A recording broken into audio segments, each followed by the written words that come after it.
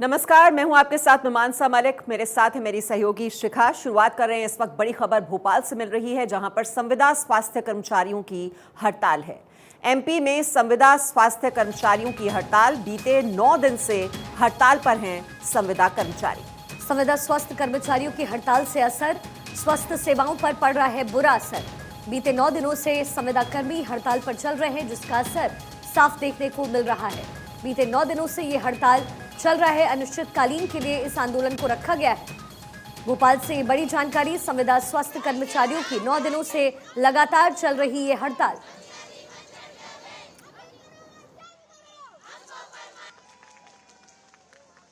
कर्मचारियों की हड़ताल चल रही है और अनिश्चितकालीन के लिए इस आंदोलन को रखा गया है। स्वास्थ्य कर्मचारियों की ये बड़ी हड़ताल। एमपी में संविदा स्वास्थ्य कर्मचारियों की हड़ताल। तस्वीरें भोपाल से इस वक्त आपके टेलीविजन स्क्रीन पर। तो बीते 9 दिन से हड़ताल पर हैं संविदा कर्मचारी और इसी पर और जानकारी ले लेते हैं। हमारे सहयोगी अखिलेश इस वक्त हमारे साथ हैं। अखिलेश, ये हड़ताल पर क्यों है संविदा कर्मचारी?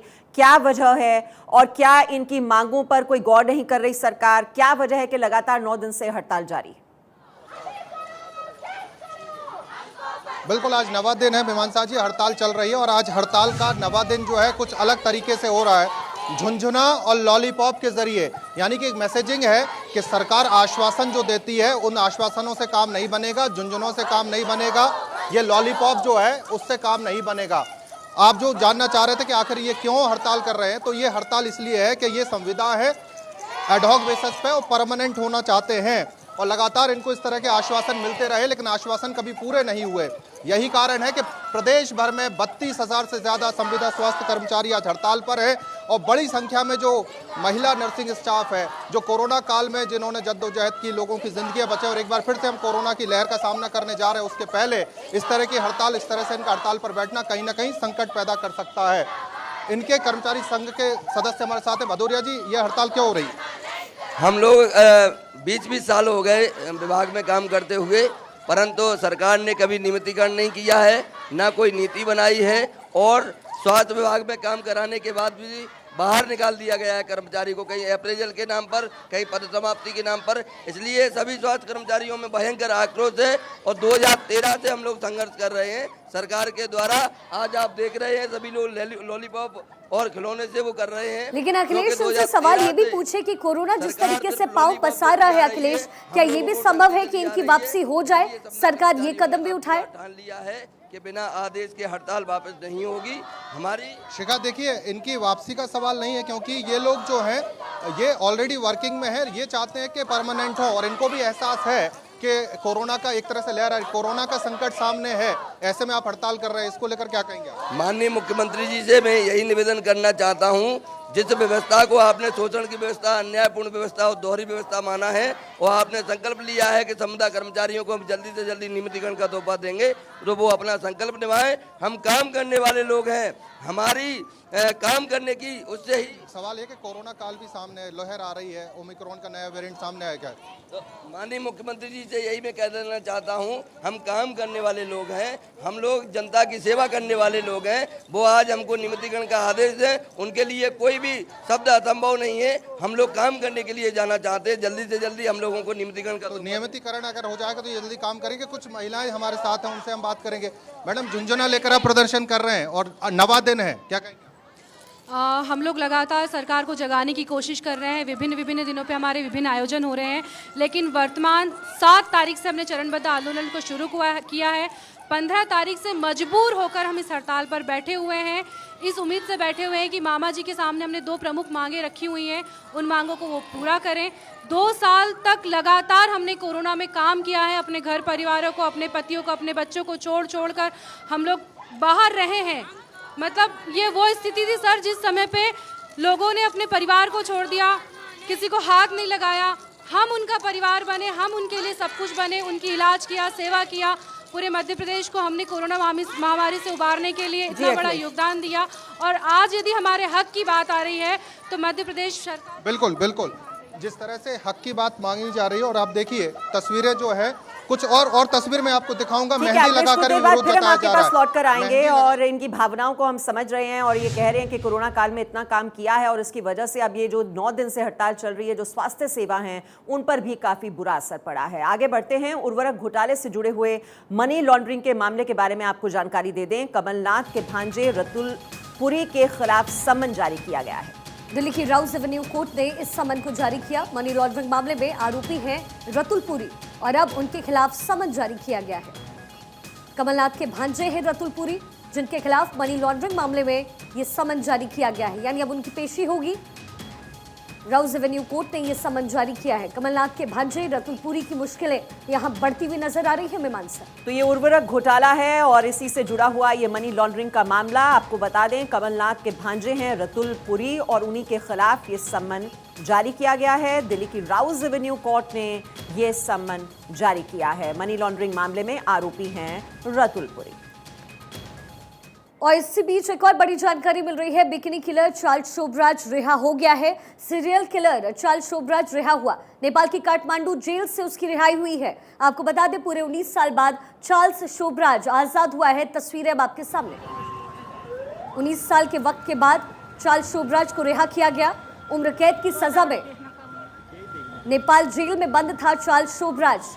कई लोगों के मौत का इल्जाम चार्ल्स शोभराज पर है। ये बिकनी किलर के नाम से भी मशहूर है, लेकिन अब उसे 19 साल बाद आजाद कर दिया गया है। अच्छे बर्ताव के कारण 75% सजा वो काट चुका था, जिसके बाद नेपाल की जेल से चार्ल्स शोभराज को रिहा किया गया। तो कुख्यात killer serial killer Charles Sobhraj की रिहाई और सीरियल किलर चार्ल्स शोभराज के बारे में आपको बता दें, 20 से ज़्यादा हत्या के मामले उस पर दर्ज थे और ख़ास तौर पर जो विदेशी पर्यटक हैं और उनमें अधिकतर जो हैं वो महिलाएं होती थी और उन्हीं को वो निशाना बनाता था और उनकी जो लाशें मिलती थी कई बार बीच पर, वो बिकनी पहने होती थी वो महिलाएं और इसीलिए उसका नाम पड़ा बिकनी किलर। तो 75% वो अपनी सज़ा काट चुका था जेल में। उसका बर्ताव भी अच्छा था, आचरण भी अच्छा था और इसी वजह से नेपाली सुप्रीम कोर्ट ने उसकी रिहाई के आदेश दिए। आगे बढ़ते हैं, लोकसभा अध्यक्ष के चेंबर में बैठक। संसद स्थगित होने के बाद ये बैठक। पीएम मोदी, रक्षा मंत्री इस बैठक में मौजूद।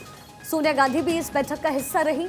बैठक में शामिल सभी नेताओं ने मास्क लगा रखा था। प्रधानमंत्री मोदी भी लगातार अपील कर रहे थे। कल राज्यसभा और लोकसभा दोनों ही सदनों में तमाम सांसदों को मास्क लगाया हुआ देखा गया और अब लोकसभा अध्यक्ष के चेंबर में ये बड़ी बैठक हुई।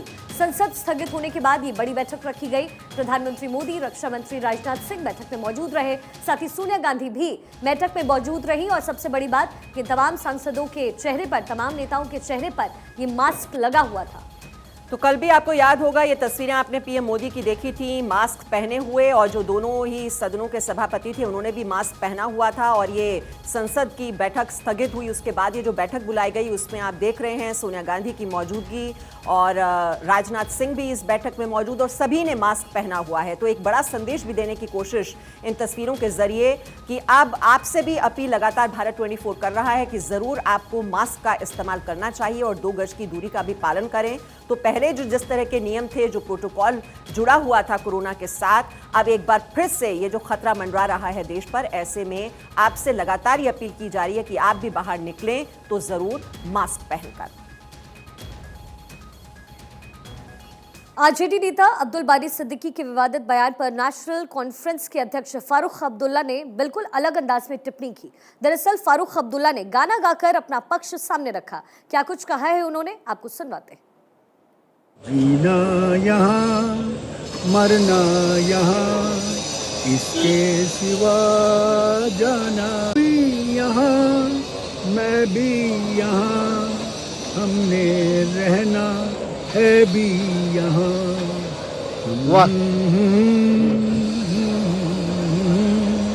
हमने सिवा जाना कहाँ।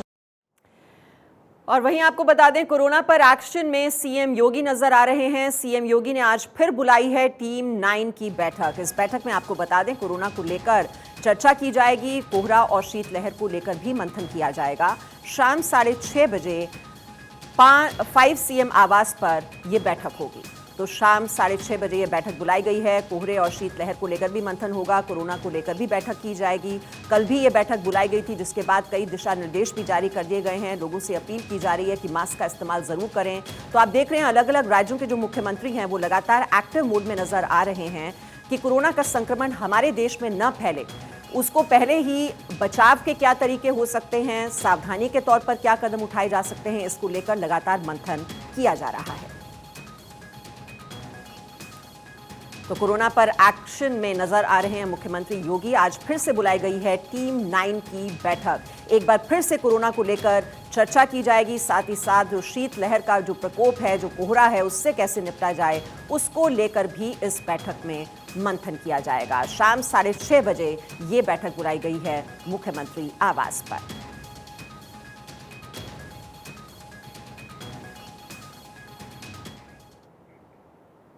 और इसी बीच आपको ये भी बताते कि यूपी में क्या कुछ गाइडलाइंस जारी किए गए हैं। आपको बताएं, सभी पुलिसकर्मियों को मास्क पहनना अनिवार्य होगा। सैनिटाइजर का उपयोग भी अनिवार्य रूप से करने के दिशा निर्देश जारी किए गए। यूपी पुलिस कर्मियों को सोशल डिस्टेंसिंग का पालन भी करना होगा। यूपी पुलिस कर्मियों को 100% टीकाकरण कराने के भी निर्देश सीएम की तरफ से मिले।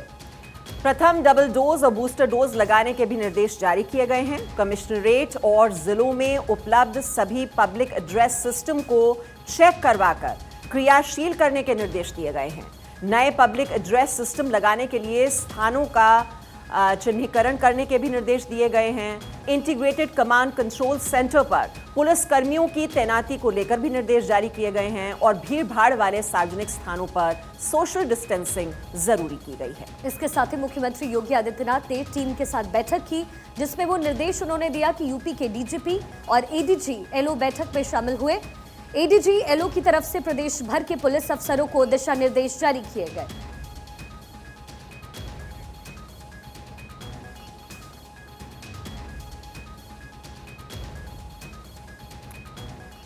और आपको बता दें, कोरोना को लेकर केंद्र सरकार भी पूरी तरह से अलर्ट मोड में है। आज फिर स्वास्थ्य मंत्री की बैठक है। राज्यों के स्वास्थ्य मंत्रियों के साथ बैठक दोपहर 3 बजे ये बैठक की जाएगी। मनसुख मंडाविया इसमें शामिल होंगे। आपको याद होगा परसों भी ये बैठक बुलाई गई थी, उसमें अधिकारियों को, विशेषज्ञों को शामिल किया गया था, क्योंकि जिस तरह से कोरोना का कहर देखने को मिल रहा है और चीन में लगातार कोरोना का संक्रमण बहुत तेजी से फैल रहा है और वही वेरिएंट हमारे देश में भी पाया गया है। इसी को लेकर जो केंद्र सरकार है वो पूरी तरह से अब एक्टिव हो चुकी है। शिखा जी हाँ, तो कोरोना पर केंद्र सरकार अलर्ट मोड में। आज फिर से स्वास्थ्य मंत्री की अहम बैठक, राज्यों के स्वास्थ्य मंत्रियों के साथ ये अहम बैठक दोपहर 3 बजे होगी। आपको बता दें, स्वास्थ्य मंत्री मनसुख मांडविया इस बैठक में खुद भी मौजूद रहने वाले।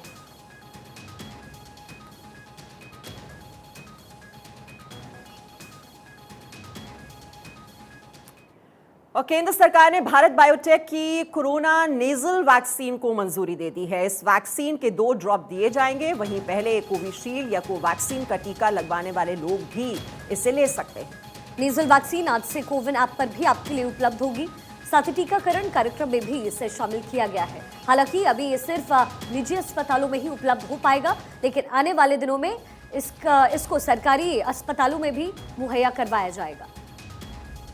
तो ये नेजल वैक्सीन है भारत बायोटेक की और इसको मंजूरी दे दी गई है। इस वैक्सीन के आपको बता दें 2 ड्रॉप दिए जाएंगे। अगर आपने पहले कोविशील्ड या कोवैक्सीन का टीका लगवाया हुआ है वो लोग भी इसे ले सकते हैं। नेजल वैक्सीन आज से कोविन ऐप पर उपलब्ध होगी। साथ ही टीकाकरण कार्यक्रम में भी इसे शामिल किया गया है। हालांकि जानकारी आपको ये भी दे दें कि अभी सिर्फ प्राइवेट हॉस्पिटल्स में ही ये उपलब्ध रहेगा, लेकिन आने वाले दिनों में गवर्नमेंट हॉस्पिटल्स में भी इसकी उपलब्धता करवाई जाएगी। यानी अब नेजल वैक्सीन का इस्तेमाल आप कर सकते हैं। आपने भले ही कोविशील्ड या कोवैक्सीन लगवाई हो, लेकिन बूस्टर डोज के तौर पर आप नेजल वैक्सीन का इस्तेमाल कर सकते हैं, जो नाक के जरिए लिया जाता है। इसलिए मीमांसा, ये कहीं ना कहीं लोगों के लिए आसान भी हो जाएगा। जी, और जिन लोगों ने अपनी बूस्टर डोज नहीं ली है, ऐसे कुछ लोग हैं। हालांकि भारत में ये अभियान बहुत ही तेज रफ्तार के साथ हमने देखा हुआ है। पहली डोज और दूसरी डोज के बाद बूस्टर डोज भी दी गई है। और अगर आपने अपनी बूस्टर डोज नहीं ली है तो वो बूस्टर डोज भी आप जरूर लीजिए। ये नेजल वैक्सीन का भी आपके पास ऑप्शन है कि अगर आपने पहले कोविशील्ड या कोवैक्सीन लगवाई है तो उसके बाद आप ये नेजल वैक्सीन भी ले सकते हैं। देखिए, कोरोना को लेकर के केंद्रीय उड्डयन मंत्री ज्योतिरादित्य सिंधिया ने एक प्रेस कॉन्फ्रेंस की, जिसमें उन्होंने साफ कहा कि कोरोना के खतरे से निपटने के लिए सरकार पूरी तरीके से तैयार है और कोरोना वैक्सीन की 220 करोड़ डोजेस अब तक देशवासियों को लगाई जा चुकी है।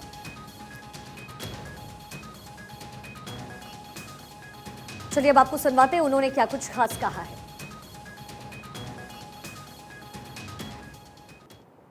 देश में केवल एक टेस्टिंग लैब थी, आज उसी भारत में 3,388 टेस्टिंग लैब स्थापित हो चुकी हैं। ऑक्सीजन की किल्लत थी, पर्याप्त मात्रा में ऑक्सीजन देश में उपलब्ध हो रही है। 2 वैक्सीन का आविष्कार किया और केवल 2 वैक्सीन का आविष्कार जब कोविड के समय में किया था, आज 4 टीकों का उत्पादन देश में हो रहा है। चाहे कोवैक्सीन की बात करें, कोविशील्ड की बात करें, ज़ाइकोवी डी की बात करें, कॉर्बेवैक्स की बात करें, चारों का उत्पादन आज भारत में हो रहा है। पूरा विश्व एक परिवार है। उसी विचारधारा के आधार पर एक वास्तविक नीति और एक सुदृढ़ अधोसंरचना के आधार पर स्वास्थ्य के क्षेत्र को आगे ले जाने का संकल्प भारतीय जनता पार्टी की सरकार ने किया है। और आपको बता दें, कोरोना को लेकर पंजाब सरकार भी अलर्ट मोड में है। पंजाब के सीएम भगवंत मान ने बैठक बुलाई, स्वास्थ्य विभाग के अधिकारियों की बैठक बुलाई गई है। सीएम की बैठक में कोरोना को लेकर चर्चा होगी। तो अलग अलग राज्यों में हम देख रहे हैं शिखा, एक्टिव मोड में नजर आ रहे हैं मुख्यमंत्री, चाहे वो यूपी की बात की जाए, वहां भी बैठक बुलाई गई है शाम 6:30 बजे, और यहाँ पंजाब सरकार भी एक्टिव मोड में नजर आ रही है। यानी यूपी में भी सरकार अलर्ट मोड पर, बिहार से भी ऐसी ही तस्वीरें सामने आई, साथ ही एमपी से भी तस्वीर, और अब पंजाब के सीएम भगवंत मान ने यह मीटिंग बुलाई है। सीएम की बैठक में कोरोना को लेकर के आज मंथन किया जाएगा। किस तरीके से आप सभी सतर्क रहें, इसको लेकर के आप जिस राज्य में हैं उनके मुख्यमंत्री पूरे अलर्ट मोड पर। तो दिल्ली में क्या कुछ तैयारियां हैं आपको बताएं। रोजाना 2500 कोविड टेस्ट हो रहे हैं, 8000 कोविड बेड्स रिजर्व किए गए हैं, जिसका जिक्र खुद मुख्यमंत्री ने भी किया। 36,000 बेड रिजर्व करने की पूरी तैयारी इस वक्त अरविंद केजरीवाल दिल्ली में कर रहे हैं। साथ ही साथ ऑक्सीजन भी स्टोर किया गया है, क्योंकि ऑक्सीजन की जो किल्लत दूसरी लहर में देखने को मिली थी, उसके बाद कोरोना के लिए 380 एम्बुलेंसेज भी तैयार की जा रही हैं। तो युद्ध स्तर पर ये तैयारियां की जा रही हैं अलग अलग राज्यों में। उत्तर प्रदेश में भी तैयारी पूरी की गई है। आज जैसा कि हमने आपको बताया, बैठक भी बुलाई गई है शाम को, सीएम योगी ने समीक्षा बैठक भी की है, और वहां पर ऑक्सीजन की सप्लाई से लेकर ये अपील भी लगातार लोगों से की जा रही है कि सार्वजनिक जगहों पर मास्क बहुत ही ज़रूरी है, और जो नए मामले अगर डिटेक्ट किए जाते हैं तो उनकी जीनोम सीक्वेंसिंग तुरंत कराई जाए। वैक्सीन की डोज बढ़ाने के भी निर्देश दिए गए हैं। कुछ लोग अगर अभी जिनको वैक्सीन नहीं लगी है, कोई डोज अगर रह गई है, बूस्टर डोज अगर रह गई है, तो वो भी तैयारी की जा रही है। और सबसे बड़ी बात इसमें यह भी कि अब नेजल वैक्सीन भी मेहमानसा लोगों के लिए उपलब्ध रहेगा। यानी आपने कोविशील्ड लिया हो या फिर कोवैक्सीन, आप बूस्टर डोज के तौर पर नेजल वैक्सीन का इस्तेमाल कर सकते हैं। यानी वो तमाम परेशानियां जो लोगों को होती थी इंजेक्शन लगाने से, उससे कहीं ना कहीं निजात मिल जाएगा। तो तमाम राज्य अलर्ट मोड पर हैं, बात बिहार की हो, यूपी की हो, एमपी की हो या फिर हिमाचल की, तमाम राज्यों के मुख्यमंत्री कोरोना को लेकर अहम बैठक कर रहे हैं।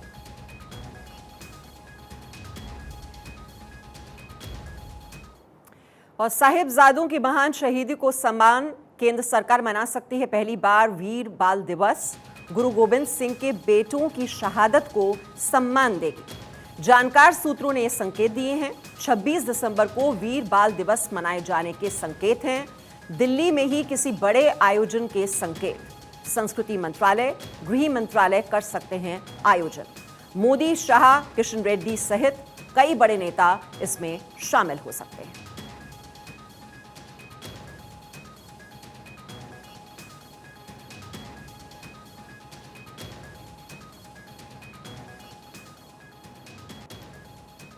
और इसी बीच एक बड़ी जानकारी मिल रही है। मुख्तार अंसारी की ईडी रिमांड बढ़ा दी गई है। ईडी की मांग पर 5 दिन की मुख्तार अंसारी की रिमांड बढ़ाई गई। कोर्ट ने अब 27 दिसंबर तक मुख्तार अंसारी की रिमांड बढ़ा दी है। तो ईडी की मांग पर 5 दिन और मुख्तार अंसारी की रिमांड बढ़ी। कोर्ट ने 27 दिसंबर तक रिमांड बढ़ा दी है। ये बड़ी जानकारी मिल रही है।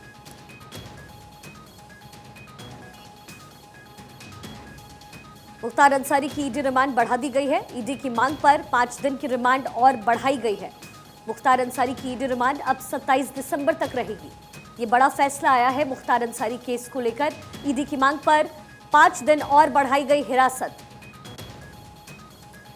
तो बड़ा माफिया मुख्तार अंसारी और उसकी ईडी रिमांड बढ़ गई है। ईडी की जो रिमांड है वो 5 दिन के लिए बढ़ाई गई है, ये जानकारी मिल रही है। और माफियाओं के खिलाफ किस तरह से लगातार नकेल कसती जाती रही है उत्तर प्रदेश में, ये भी जानकारी लगातार हम आप तक पहुंचाते रहे हैं।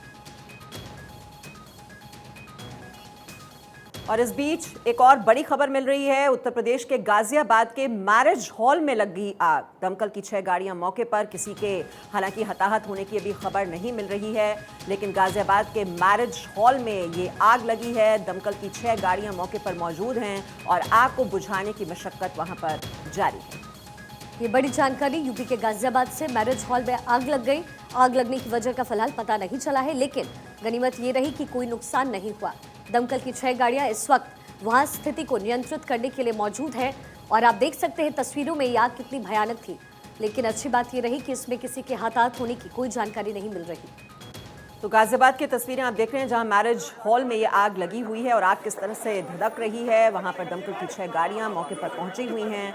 आग को कंट्रोल करने की कोशिशें वहां पर जारी हैं, लेकिन बस अच्छी बात ये रही है कि कोई इस आग की चपेट में नहीं आया, कोई हताहत नहीं हुआ। तो वक्त रहते लोगों को वहां से सुरक्षित बाहर निकाल लिया गया। लेकिन मैरिज हॉल में ये आग की तस्वीरें और किस तरह से वहां पर आग को धधकते हुए आप देख रहे हैं और वहां पर धुएं का गुबार जिस तरह से आसमान को ढकते हुए दिखाई दे रहा है, बहुत ही ज़्यादा भयंकर रूप से ये आग वहां पर फैलती चली गई। और वहां पर दमकल की 6 गाड़ियां मौके पर मौजूद, आग को नियंत्रित करने की कोशिशें जारी हैं। इसी बीच कोलिजियम सिस्टम को लेकर के किचकिच लगातार जारी है। राज्यसभा के सभापति जगदीप धनखड़ ने सोनिया गांधी की गई टिप्पणी को अनुचित करार दिया। जगदीप धनखड़ ने कहा है कि सोनिया का बयान अशोभनीय और समझ से परे है। आपको बता दें, कांग्रेस संसदीय दल की अध्यक्ष सोनिया गांधी ने बुधवार को विपक्षी दलों के नेताओं के साथ बैठक की थी, जिसमें सोनिया गांधी ने कहा था कि सरकार न्यायिक सुधार के बहाने न्यायपालिका को कमजोर करना चाहती है।